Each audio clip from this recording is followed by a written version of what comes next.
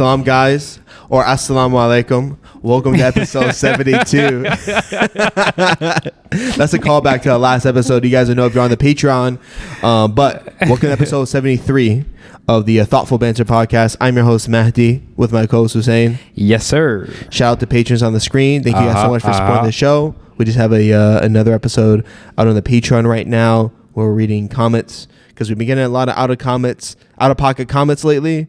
A lot of controversy right now happening, man. It's a good time in the sense of like, you know, the Shia content creation space kind of feels like a really small one. But right now it feels like it's blowing up. Big one, yeah. Yeah. So we have a lot of things going on and I think we'll get straight to it. You guys probably know that there's this clip circulating right now on the Shia interwebs of a new podcast called the Khoja Connect. Khoja Connection, yeah. The Khoja Connection. Connection spelled with a K. It's pretty clever. I like that. Yeah, it's a clip going around. I think got everyone's attention. Do you know when they started?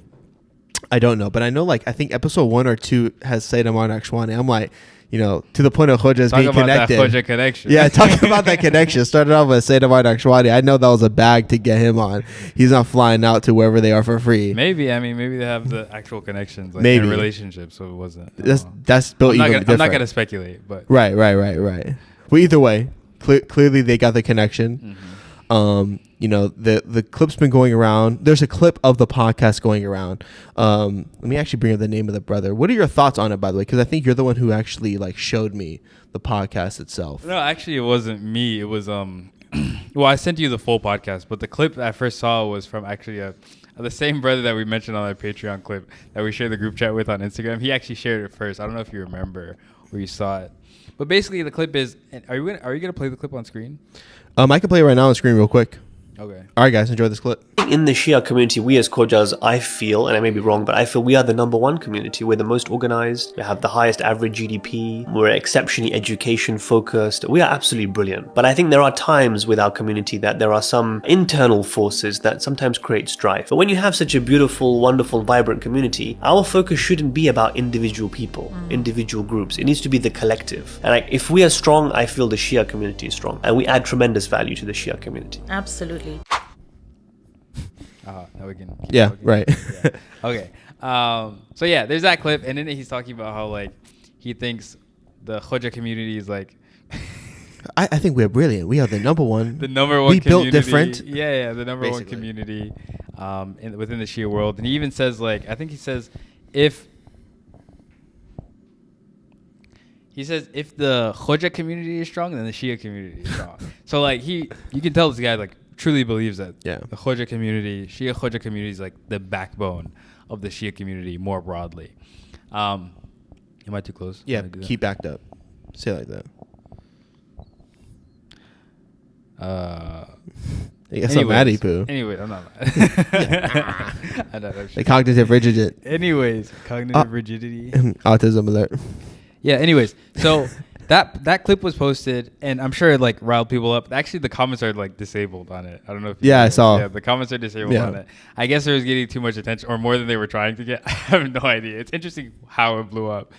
Additionally to that, Sayyid Hussein Makki posted on his story, basically not admonishing the guy, but not exactly directly. But he posted on his story. He has a big following, so that gets even more more people, and even more eyes to look at it. Right. So now it's a big hullabaloo. If you even go on to this Khoja Connections Instagram page, and you go to some of they only have a couple of reels out. So if you go to some of their earlier reels, because the comments are off there, you'll see comments about that Khoja clip in the other reels that have nothing to do with it. So yeah, I mean, a lot of people are upset about it. Matty and I have some different opinions on it, so I'll let Matty go first because his are more clickbaity, inflammatory. That's my job, right? I'm the clout chasing monger. No, yeah, everyone's talking about this clip. It's a bit inflammatory, and good job on the media team because they know what they're doing. It's a great clip. Actually, if you listen to I didn't realize when I was listening to it. I guess I wasn't looking at it super closely, but if you listen to the whole podcast, he actually says that in one part, and then the continuation of that clip, he says a couple minutes later. So it's not even they put it together well. Yeah, they really did. They did a good job. Yeah. I have several different points, but obviously we want to intro and saying it's important to say when we talk about fellow Muslims, especially fellow Shia Muslims, we try to do so out of a place of respect and not tearing people down. Like the code that Hussein and I have kind of come to terms with when doing this project here is we're comfortable with talking about things that other people are posting about themselves, right? Mm-hmm. So just to give like an understanding here, because I know some people are not going to be happy. My job is not to make you happy, but my job is just to explain ourselves, right, where we're coming from. If someone were to make some drama about someone else and cover it, we wouldn't really cover that. But if someone is themselves posting content and they're of our community, they're posting it for people to see it, I think it's completely within our realm to comment on it. Game. It's fair game. So without Tadof out the way, let me go in. I don't like when people like are kind of all obsessed with their own race, because Khojas are just an ethnic group. So to me, it just kind of feels funny if I hear someone just say like, yeah, you know, our ethnic group, we build different, we the best. And that's basically what I heard. Yeah. And there's definitely truth to that. I mean, every time I go to a Khoja community, the first thing I think of is, wow, everyone here is rich and everyone here looks the same. And it's like, oh yeah, it's like they're all very well connected. Everyone here is killing it, and there isn't a single other person here. You know, like there's no diversity, which it kind of killed me. In the clip, he literally said like in 11 minutes and 15 seconds in, he said the community is so vibrant. There's so many different points of view. I'm like, your community is one racial group. It has as many points of views as any other community does that has one racial group. Not that many. Like it's like, oh, we're so diverse. It's like, I mean, yeah, like as people are, but like you're not that diverse. It's not that vibrant. Not to say it's not doing well, but it's like, I mean to play devil's advocate a little bit. Okay. There are like obviously like even the African Khojas, there are Khojas that settle in different places within Africa. There's one, and then two, there's like Pakistani Khojas as well, like the Khojas that didn't migrate. Right. And all these people are gonna have different flavors to their, even though technically it's like all the same ethnic group, they're gonna have like, you know, flavor twists here and there. I don't know if that's what he was describing. I'm sure that's what he maybe was, but to me, I'm just saying what I heard. I'm just like, what are you talking about? Different flavors. You guys are all Khoja. Like if I went to a community that's you as an outsider though. Right. You as an outsider. I'm just saying. If I saw a whole bunch of just to give you an example, I saw a family reunion of 100 white people, I'd be like, oh yeah, they're all like the same. How diverse can the viewpoints really be? But then you're like in it, and you're like, okay, there's like this cousin who's from this family who's from the city, this family who's from Hicksville, this family's an atheist, this family's like evangelical, and like you see like there is diversity even within that group that looks homogenous to me from the outside. But to your point, basically though, any community that has a single more race than them is still more diverse. So it's just like the point of like emphasizing the diversity made no sense to me. I mean, just emphasize the fact that you guys are bred and you're extremely connected. And I guess that's like another point. It's like, this is probably, you know, I'm getting some brokey energy. Like I know I'm giving like some angry brokey, right? Because I'm like, you know, I know they do well for themselves, but I'm also thinking like, Khojas aren't the only racial group to do this. In fact, if you just look at other groups, like if a race of people decide to not bring other bloods into their bloodline purposefully, right? And they decide to hold on to their money and hold on to the language, they do it. It's not like, you know, Persians do that, Chinese people do that. Like people who actually care about like their culture more than other people's cultures do that, which is, and I'll say this and then I want you to say something because I don't want to talk for too long, but it begins to put a bad taste in my mouth at least. I'm not saying it's wrong, but it kind of puts a bad taste in my mouth because all I think to myself is this is a group of people who have purposely stayed with themselves instead of blending in with other people. I mean, like a great example that I can think of is like Khojas went to Africa. Khojas don't look African at all. Right? Like there's plenty of other people in history who like they had to, like a large group of one race went to another nation and they came out looking way different, like gypsies, you know, like that's an example. But Khojas just look like Indians and they went to Africa. There's no sign. So to me, it just puts a bad taste in my mouth kind of. I think I have a problem with the clip / the larger video for a different reason than most people have a problem with it. I think, yeah, of course, the guy was like speaking very proudly about his people. And it's cringe in the sense that like you should probably let people say those kind of things about you, and you shouldn't be the one to like say them. It is cringe. Like, admittedly, it is cringe. I just wasn't upset by it because I think most people, like you said, most people who only interact with themselves or like people like them, and even ones that interact outside of that, have these kinds of opinions about their own people. Yeah. Like, this is not to say that it's right. Right. Not to say that it's right, but like this is not new. Right. And especially not new to like us as observers. Right. It's like pretty normal. What I will pinpoint in the clip that didn't like upset me, but it was just something to like think about, is he's like, oh yeah, we're the number one community, and one of the reasons he mentions that is like we have some of the highest GDP out of any other ethnic group. And I'm like, who cares? that I'm like, who cares? And that makes me think like, okay, where are your actual like, what are you, based on what are you valuing something? What are your metrics for success? What are your metrics? Because we're for talking success? about being a Shia Muslim community, Yeah. and he's basically just flexing the fact that, well, Khojas make a lot of money. Okay, is that the success of a Shia Muslim? Exactly. That's like that again. It didn't upset me, but it was just like, huh. And then like later in the video, I don't know how many people like went back, like actually went to the original video and watched the whole thing. Right. Because we were preparing for this episode, I ended up doing that. Right. Same. And like way later in the video, they're talking about like preserving culture and preserving language. Right. I was having a discussion about this with a friend yesterday. I am not sold exactly. They were talking about the importance of it. They were talking about how like it's something that must be done, et cetera, to kind of preserve that Islamic like fabric. I'm not sold on how much that actually makes sense and how realistic that is in general. Right. Because first of all, if you must have a native home language to hold on to the fabric of Islam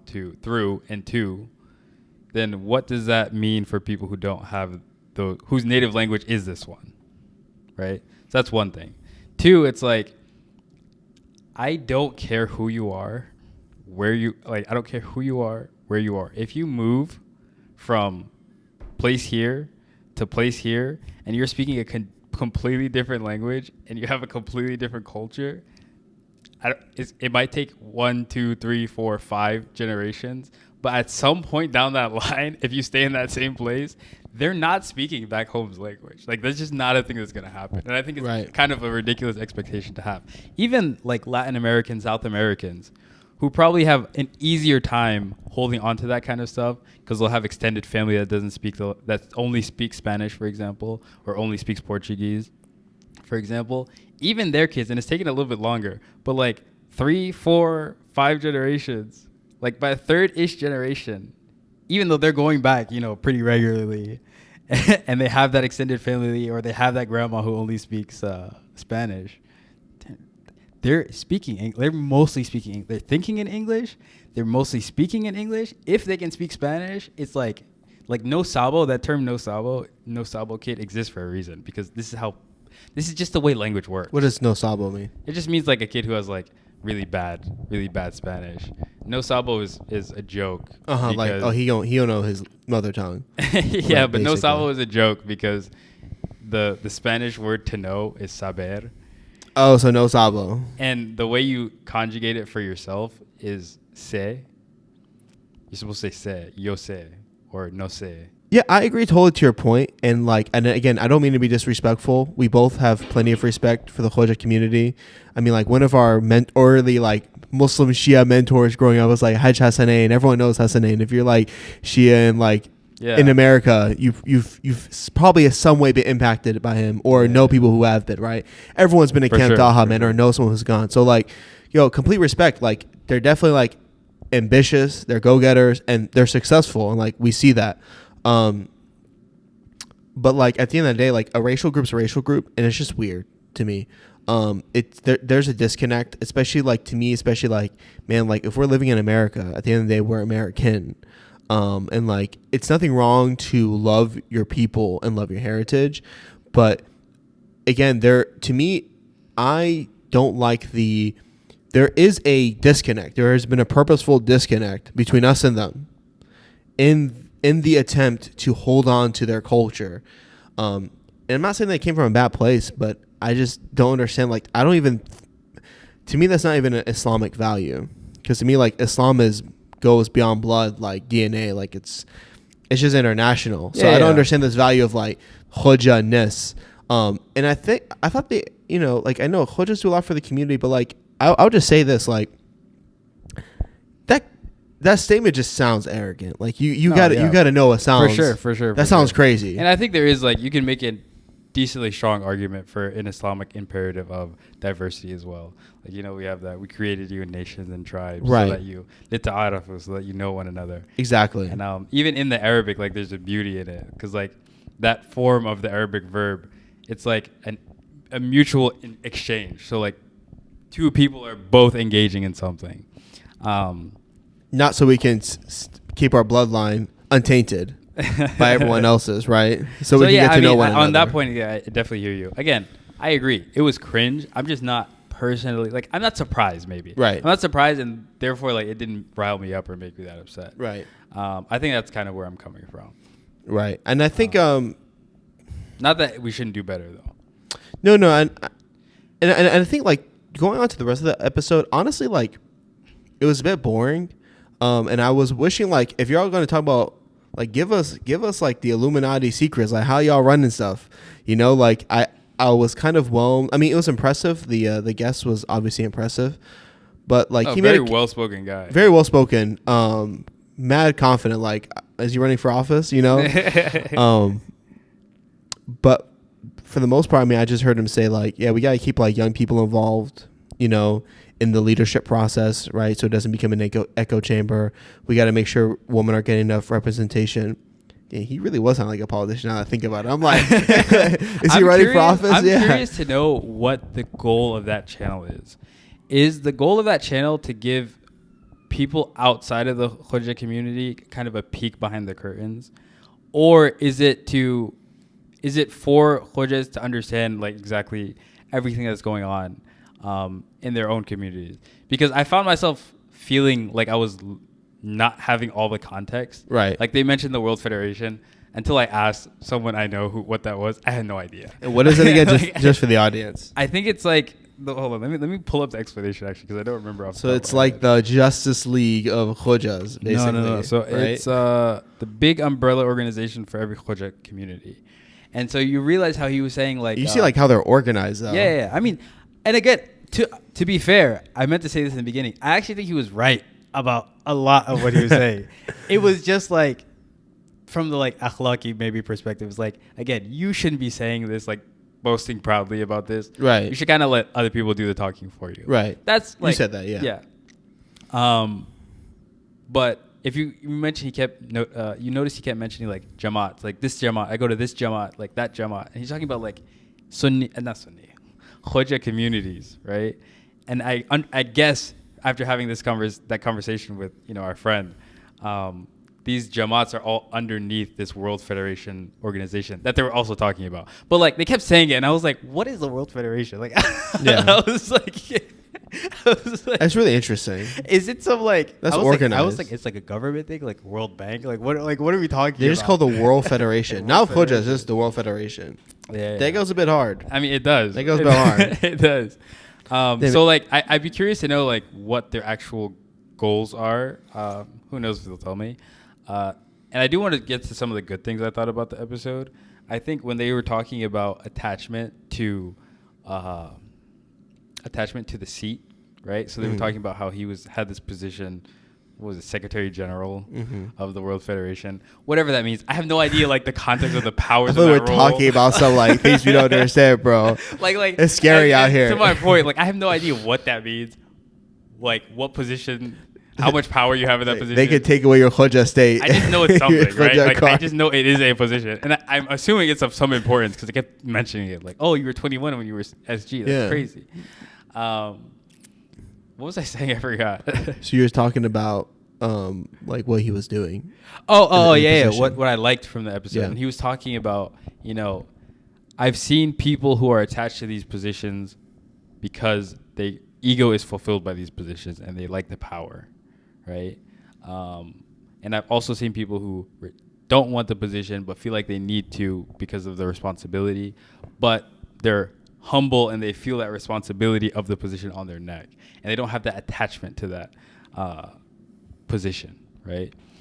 So he's talking about like being detached from these things, and when you're truly detached from these things, even if you don't have the position, you can still be felt influent. You can still have influence, and you can still be an influential human being, even more especially because you don't have that attachment. So, I mean, if you think about Imam Ali with the Khilafah, right? Yeah, it sounds exactly like him. Yeah, that story. He's like, you see like this shoe on the ground, talking to Imam Hassan. And he's like, this shoe to me has more value than the Khilafah. Yeah, like subhanallah. So, and it wasn't the Khilafah itself like as a position of power that he was upset with, like upset about not getting, right? It was, the ummah, the not listening to the words of the Prophet, like all this stuff that was above him. Like this is high. This is like above me, because this is God's command, right? That's what he was upset about. It wasn't actually like the power. So I liked when he was talking about that because I thought he was kind of spitting there. Yeah. And I just wanted to mention that because we've kind of been ragging on the podcast, but I did actually enjoy some portions of it. And I just want to say, that's a fair point. I'm not trying to rag on it. I mean, like, there's obviously statements in there that I didn't like, but alhamdulillah, we're allowed to disagree and still be brothers. The podcast was produced beautifully. It was. Great quality. I also think the host does a great job also, like, mediating conversation. I don't agree. SubhanAllah. You don't think so? No. I was not expecting that. I thought, but to be fair, it's like their third episode. Like, what is it? Like, so, I mean, in our third episode, they're better than us on their third than we are. Exactly. Than we were, right? So, like, and again, I'm looking at it from the lens of someone who gets on a mic every week and talks about these kind of things. So perhaps I'm picking up on things that like, hey, she probably shouldn't do this, or she probably should ask the question this way that most other people aren't even listening for. Right. So never mind. I agree with you. Yeah. No, I think overall podcast has done well.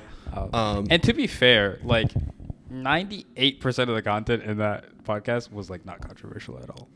No, yeah, it was 99. It was just like that one clip where he's just like, yeah, we just built different. We really got the bread like that. I don't think I think we put it on the map. Like he was basically just flexing hard.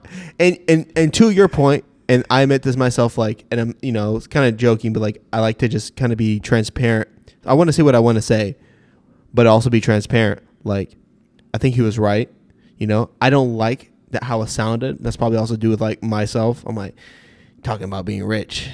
All right, share that wealth then. But like he's right. Like Lily said, like every place, every community I go to as a Khoja community, I'm like, they got it together. They got like Tesla charging cars, like they got like those like electric car charging stations, like, and the a organization masjid. of like the masjid, the leadership, the way the programming flows. Like it's pretty like they're locked in. It's noticeable. That's enough of me yapping. Thank you guys for watching this episode of Thoughtful Banter. We're gonna be recording this Saturday, so this is like a little extra episode. We wanted to hop on this topic because we saw it's trending. We gotta get ahead. Clout chasers. But no, thank you guys so much for following, liking, sharing. Keep up the great work, and we'll see you guys next time, inshallah. Salam. Peace.